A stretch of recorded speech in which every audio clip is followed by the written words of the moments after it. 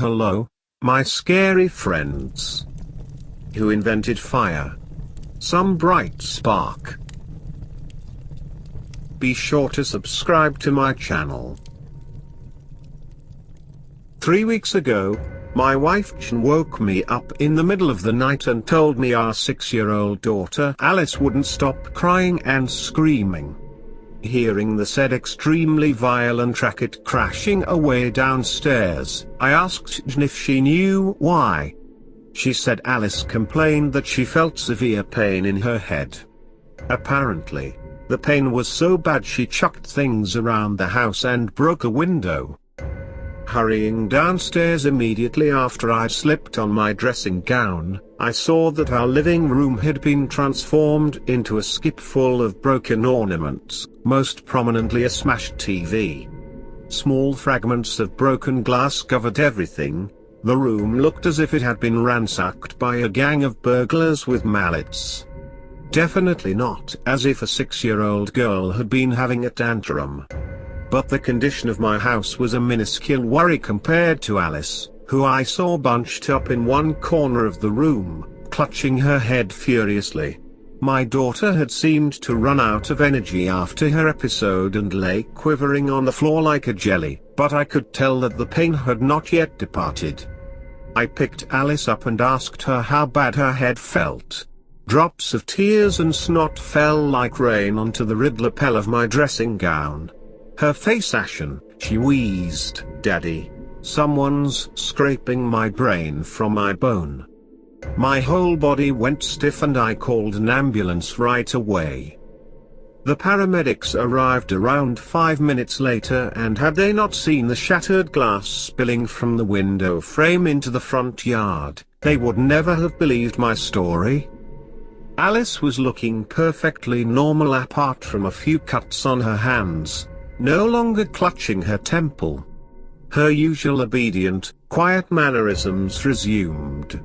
She said the pain had pained it bored in a few minutes, and that she was as perfectly fine as a daisy and just wanted to go back to bed. Undoubtedly, everyone is still concerned, mostly me, still as pale as Swiss cheese. "Daddy, someone's scraping my brain from my bone." I and the paramedics all apprehensively insisted she was taken quickly to the hospital and given a checkup, and at least get her wounds dressed. She allowed herself to be escorted there, tired but showing no further signs of pain or anxiety.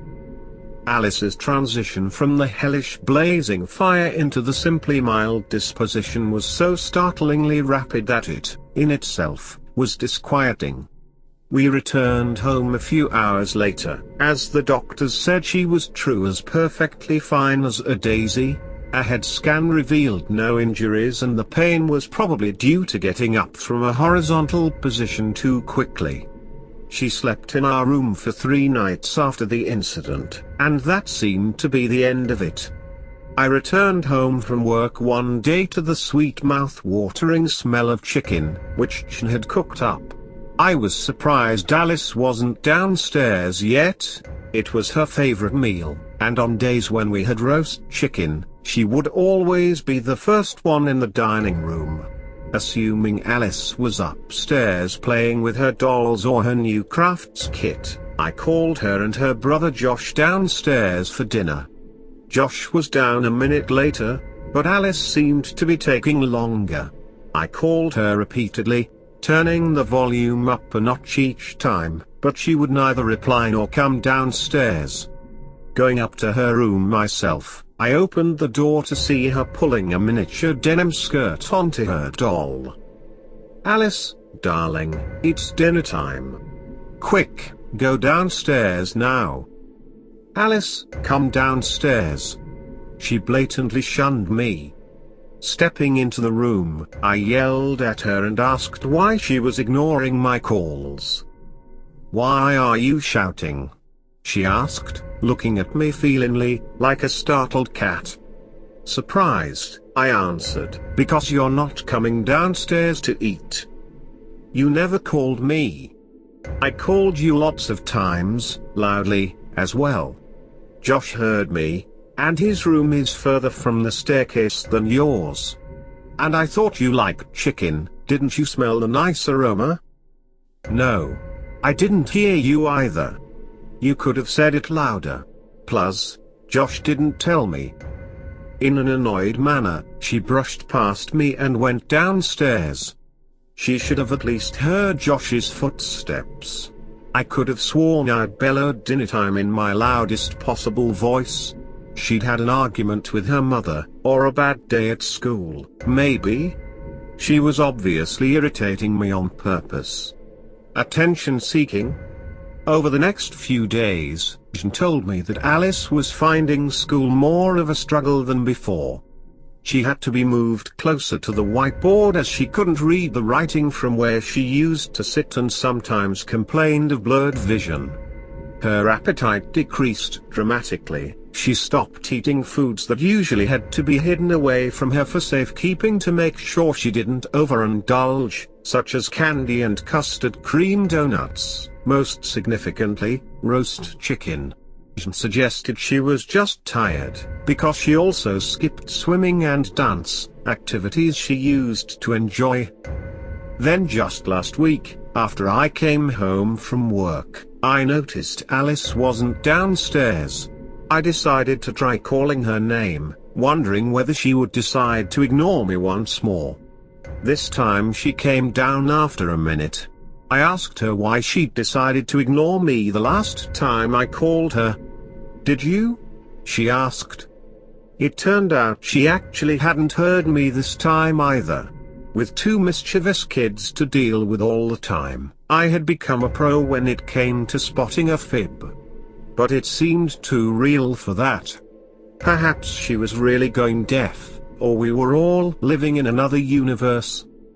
It was Josh who had prompted Alice to go downstairs after hearing me call her. Furthermore, he said that even though he was in her room, she kept on telling him to get closer because she couldn't hear what he was saying.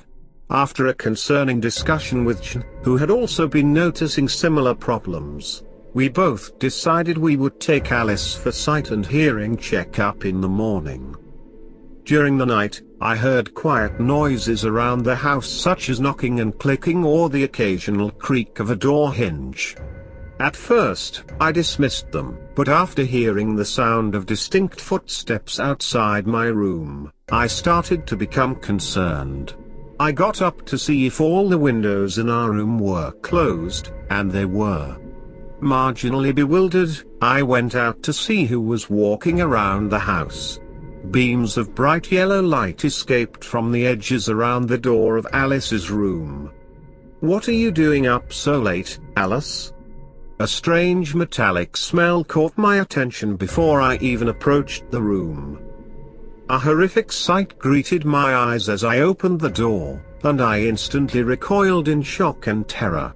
Alice's face was in an unrecognizable state, blood covered her head and clothes and there were blonde hairs everywhere. Her lips were missing, exposing her teeth which were also covered in red, and there were patches of clearly exposed flesh along her left arm. A finger was almost completely stripped of flesh and solid bone protruded out of it. Worst of all was a large gash in her head, where blood was still oozing out. In her right hand was a pair of scissors. Blood stained the walls and the circle of carpet around her. Waves of panic struck me like solar flares. For a moment, it occurred to me that I could still be asleep, possibly having a nightmare. I slapped myself twice, delivering each strike with great force in a desperate attempt to return to reality. However, the scene continued to remain in front of me, disturbing and vivid. When she looked straight at me, I nearly jumped out of my skin. "Holy, oh my goodness, Alice!" I screamed in shock. "Did you do this to yourself? Why did you do this?" She kept on staring at me, and a terrifying realization dawned upon me. For some reason, she couldn't hear me. I shouted at the top of my voice. "Why did you do this to yourself? Doesn't it hurt?" Alice inhaled sharply in fear. It was like before. Daddy, I felt something was scraping me. It was between my brain and my hair, like before. But this time it was inside my arm as well. It's scraping to me everywhere. It was between my arm bone and my arm skin. Daddy, you have to help me get it out. Right after she stopped speaking, she felt it return.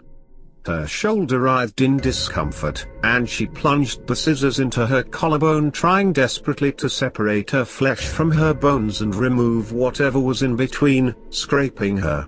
I grabbed her hand and restrained her before she could do any more damage, yelling at her to stop. She resisted my strength, trying as hard as possible to cut herself again. After a while, she shrieked loudly, then gave up, her tiny body limp and convulsing in my arms. I choked on my saliva. I had never been more terrified in my life. Daddy, someone's scraping my brain from my bone, echoed in my head on repeat, like the screaming of a fire engine siren. I looked at the wounds she had inflicted upon her arm. Suddenly, I noticed several tiny moving strands no more than 3 millimeters long, each slithering and slipping in the blood. I squinted, questioning my eyesight, then reflexively recoiled in disgust as a larger brown strand the size of my pinky emerged from beneath the open wound in her elbow. This made Alice shriek in pain, and she clenched her fists tight. The worm had a dark brown back and a lighter, cream-colored belly like a slug. It advanced by dragging itself forward using its tiny pincers to cling onto skin in front of it. Its body was composed of tiny rings that expanded and contracted as it moved, creating compressions and rarefactions, like a slinky. They came in various sizes. Some crawled onto the skin whilst others burrowed back into the flesh.